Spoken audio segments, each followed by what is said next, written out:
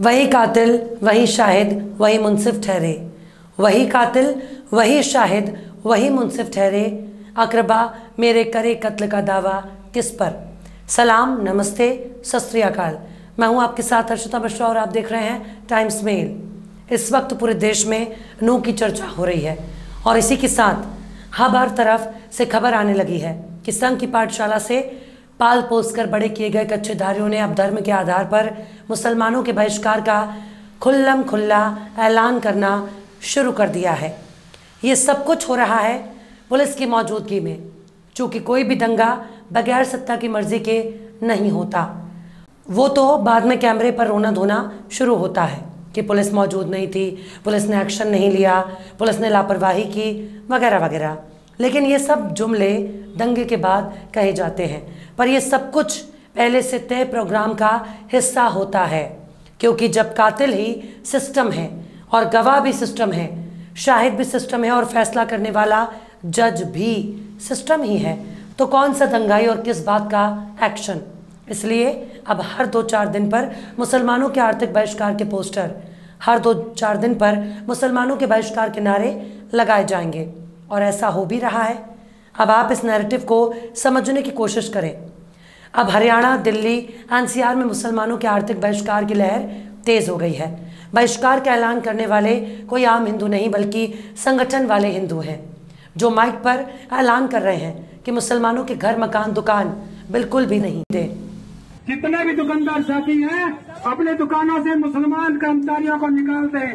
अगर उन्होंने नहीं निकाला तो उनको कौम का गद्दार घोषित करके उनके दुकानों के बाहर पोस्टर लगाने का काम हम करेंगे। जय श्री राम, जय श्री राम। पोस्टर लिखकर समझाया जा रहा है कि तमाम हिंदू केवल भाई से सामान खरीदे, भाईजान से नहीं। लेकिन इतने कमज़ोर तरीके से मुसलमानों का बहिष्कार नहीं हो सकता।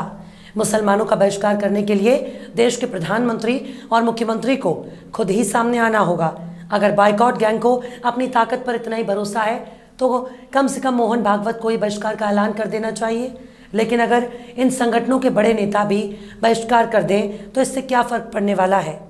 मुसलमानों का अगर कमर तोड़ना है, उन मुस्लिम देशों का बहिष्कार करना होगा जिन देशों में जाकर हमारे मोदी जी उनके नेताओं से गले मिलते हैं, चिपक कर फोटो खींचाते हैं, गाय, बैल, भैंस का उन देशों को गोश्त भेजते हैं, और वो भी हलाल वाला गोश्त। जिस हलाल प्रोडक्ट का बहिष्कार करने के लिए गेरुआ टोला कच्चा खोलकर नाचता है, उन्हीं कच्चेधारियों को बाबा रामदेव की धोती भी खोलनी चाहिए, क्योंकि वो हलाल सर्टिफिकेट लेकर ही अपना कारोबार चला रहे हैं। लेकिन अगर मुसलमानों को बिल्कुल ख़त्म करना ही संगठनों का मकसद है तो अल कबीर पर बैन लगा दीजिए। मुस्लिम देशों को ताज़ा पड़वे का गोश्त मिलना बंद हो जाएगा। बगैर गोश्त के मुसलमान तड़प तड़प कर मर जाएगा। ना रहेगा अल कबीर, ना जिंदा रहेंगे मुसलमान। मुसलमानों का आर्थिक बहिष्कार करने से कुछ नहीं होगा, बल्कि मुस्लिम देशों के तेल का बहिष्कार करना बहुत ज़रूरी है। तेल की जगह पर गाड़ी के टैंक में 4 पैरों वाले जानवर का सुसु भरकर गाड़ी चला लें, लेकिन अरब और खाड़ी देशों का तेल लेने पर बैन लगना चाहिए। बकरीद के मौके पर मुसलमानों के घर पर टंगड़ी कबाब, बड़े की नल्ली, भैंस का पाया और कोरमा बिल्कुल हाथ ना लगाएं। मुसलमानों के घर पर जाना और उनके लजीज पकवान को मुंह लगाना तो बहुत दूर की बात है। शुरुआत पहले खान पान से करें। एक भी हिंदू अगर चिकन, मटन और मछली की दुकान पर नजर आ जाए तो उनको सबसे पहले सरसों के तेल से लट से सुताई करें, फिर उन्हें लहसुन प्याज से दूर रहने का सबक दें और उनके हाथ में 1-1 किलो आलू, पालक, भिंडी थमाकर शाकाहारी बनने की नसीहत दें और समझा दें कि अगर मुसलमानों का आर्थिक बहिष्कार करना है तो आज से, अभी से मुसलमानों के आविष्कार किए गए खान पान का बहिष्कार करना होगा। अगर मुसलमानों को बर्बाद करना ही इन संगठनों का मकसद है तो इनको खुलकर मुसलमानों का, मुस्लिम देशों के तेल, मुस्लिम देशों की नौकरी, मुस्लिम देशों के पैसे का बहिष्कार करना होगा, वरना इस तरह की नौटंकी केवल चुनावी स्टंट है। आखिर कैसे होंगे मुसलमान बर्बाद? आखिर कैसे करें पाया नहारी नल्ली का विरोध? आखिर कैसे करें चिकन, मटन, बीफ का बहिष्कार? आखिर कैसे मुस्लिम देश बनेंगे लाचार? आखिर कैसे मुस्लिम देश को बर्बाद करेगा बजरंग दल? आखिर कैसे दर दर की ठोकरें खाएंगे मुसलमान? बताएंगे आपको और भी बहुत कुछ। लेकिन आप अगर हमारे चैनल पर नए हैं और पहली बार हमारी वीडियो को देख रहे हैं तो आप हमारे चैनल टाइम्स मेल को सब्सक्राइब कर लें, वीडियो को लाइक कर दें और बेल आइकन का नोटिफिकेशन बटन भी प्रेस कर दें ताकि बिना देरी हमारी हर खबर आपको मिलती रहे। लौटते हैं आप खबर की तरफ। इस वक्त नूह में हिंसा के बाद अब धर्म के आधार पर मुसलमानों के आर्थिक बहिष्कार का ऐलान होने लगा है। नूह के बाद गुरुग्राम, फरीदाबाद, पलवल और गाजियाबाद जैसे शहरों में सांप्रदायिक माहौल तैयार किया जा रहा है। बाकायदा पोस्टर के जरिए मुसलमानों के खिलाफ नफरत परोसी जा रही है। ना तो बीजेपी का बुलडोजर इनको रोक रहा है, ना ही वर्दी। अब मुस्लिमों का आर्थिक और सामाजिक बहिष्कार करने का ऐलान पोस्टरों के भाषणों के जरिए किया जा रहा है। यही नहीं, पुलिस वालों की मौजूदगी में ये तक कहा जा रहा है कि आप मुसलमानों को नौकरी पर रखते हैं तो आप गद्दार कहलाएंगे। हिसार जिले का एक वीडियो भी सोशल मीडिया पर वायरल हो रहा है। ये वीडियो हांसी के बाजार का बताया जा रहा है, जिसमें भगवा संगठन के कुछ लोग पुलिस अधिकारियों की मौजूदगी में दुकानदारों को चेतावनी देते हुए कह रहे हैं, किसी बाहरी मुसलमान को नौकरी पर रखा है तो 2 दिन में निकाल दिया जाए। अगर ऐसा नहीं किया गया तो उन दुकानदारों का बहिष्कार किया जाएगा। वहीं उत्तर प्रदेश के गाजियाबाद में भी पोस्टर लगाकर मुसलमानों का बहिष्कार किया जा रहा है। गाजियाबाद के नंदग्राम इलाके में पोस्टर नजर आ रहे हैं जिसमें मुस्लिमों के बहिष्कार की अपील की गई है। नूह में हिंसा के बाद जिस तरह से मुसलमानों के बहिष्कार का ऐलान देखा गया, उसने खट्टर और भाजपा की नीयत पर सवाल उठाया। अब सुप्रीम कोर्ट में याचिका दायर की गई है। शाहीन अब्दुल्ला नाम के शख्स ने सुप्रीम कोर्ट में याचिका दायर की है, जिसमें नूह हिंसा के बाद ही जारी हेट स्पीच का मुद्दा उठाया गया। सीनियर वकील कपिल सिब्बल ने चीफ जस्टिस DY चंद्रचूड़ की बेंच के समक्ष अर्जी दाखिल की है।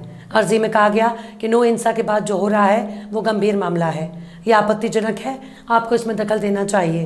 खैर, मामला अदालत का है, अदालत केवल आदेश दे सकती है और अदालतों के आदेश को किसी तरह से हवा में उड़ाया जाता है, ये भी जग जाहिर है। लेकिन अगर मुसलमानों का बहिष्कार करना ही है तो मुस्लिम देशों में काम करने वाले तमाम हिंदुओं को काम धाम बंद कर देना चाहिए। कम से कम हिंदू धर्म की रक्षा के लिए मुस्लिम देशों में नौकरी का बहिष्कार करना चाहिए। जब भारत में हमारे पास गली गली में छुट्टा सांड घूम रहे हैं, जब हमारे ही देश में गौ माताएं इतने खतरे मंडरा रहे हैं, तो भारत का हिंदू समाज कैसे मुस्लिम देशों में नौकरी के लिए जा रहा है? मुस्लिम देशों में काम करने वाले लाखों हिंदुओं को तुरंत भारत लौट आना चाहिए ताकि मुसलमानों के लिए काम करने वाले मजदूर कम पड़ जाएं। अगर एक हिंदू ने सऊदी अरब, दुबई, कतर, मिस्र, जॉर्डन, ईरान, इराक और तमाम मुस्लिम देशों की नौकरी को लात मारना शुरू कर दिया तो ये तमाम देश घुटने पर आ जाएं। हमारे देश के तमाम हिंदू अचानक ही भारत लौट आएँ तो एक ही झटके में मुस्लिम देशों में मंदी आ जाएगी, तमाम मुस्लिम देश तबाह और बर्बाद हो जाएंगे। इस तरह से गली गली में घूम घूम कर मुसलमानों का आर्थिक बहिष्कार करने से कुछ नहीं होगा। अडानी, अंबानी और तमाम कारोबारियों का बहिष्कार करना होगा जो मुस्लिम देशों में अपना कारोबार चलाते हैं। मोहन भागवत को चाहिए वो तुरंत मोदी जी को आदेश करें, वो मुस्लिम देशों से हर तरह के संबंध तोड़ लें, क्योंकि मुस्लिम देशों में ही उठकर इस्लाम भारत में आया है।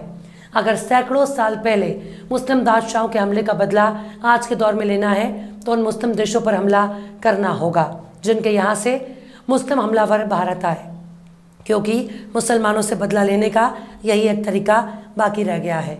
मोहन भागवत कहते भी हैं, भारत में मुस्लिम हमलावरों के साथ इस्लाम आया है तो उन मुस्लिम देशों से बदला कब लिया जाएगा जिन देशों से 1000-12 साल पहले मुस्लिम हमलावर भारत में आए थे और उन्होंने इस्लाम का प्रचार कर दिया। हमारे मोदी जी को अफगानिस्तान में बैठे तालिबान पर सर्जिकल स्ट्राइक कर देना चाहिए, क्योंकि उनके देश से बाबर भारत आया था।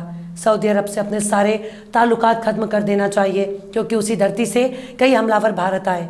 अगर संगठन का हिंदू वाकई मुसलमानों के बहिष्कार करना चाहते हैं तो फिर मुस्लिम देशों में काम करने वाले हिंदू परिवार को समझाना चाहिए कि तुरंत अपने भाई, भतीजे, पति, रिश्तेदारों को मुसलमानों को सबक सिखाने के लिए भारत बुला लेना चाहिए।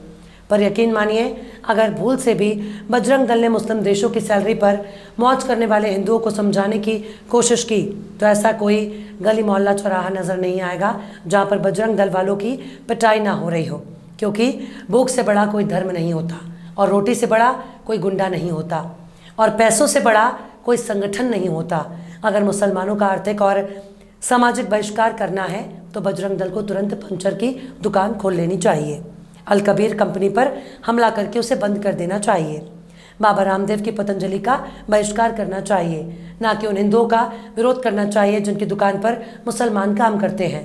इसके साथ ही मुसलमानों का सामाजिक बहिष्कार करने के लिए संघ और भाजपा के उन नेताओं का बहिष्कार करना होगा जिनके दामाद मुसलमान हैं, वरना बहिष्कार की नौटंकी केवल चुनाव तक ही कायम रहने वाली है।